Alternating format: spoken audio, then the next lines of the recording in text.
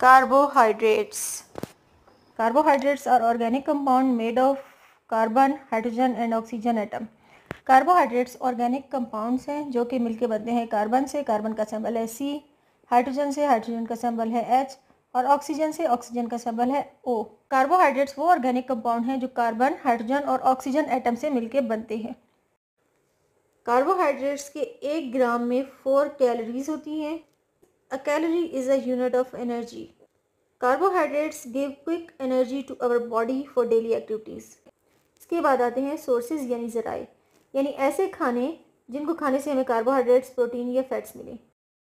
अब कार्बोहाइड्रेट्स किस में होते हैं? होल ग्रेन यानी हर तरह के अनाज में, राइस चावल में, ब्रेड में, पास्ता में, पोटैटोज़ यानी आलू में, फ्रूट्स में। फ्रूट्स में कौन कौन से फ्रूट्स शामिल हैं? बनाना और एप्पल। वेजिटेबल्स में होते हैं जिसमें कॉर्न है और कैरेट है।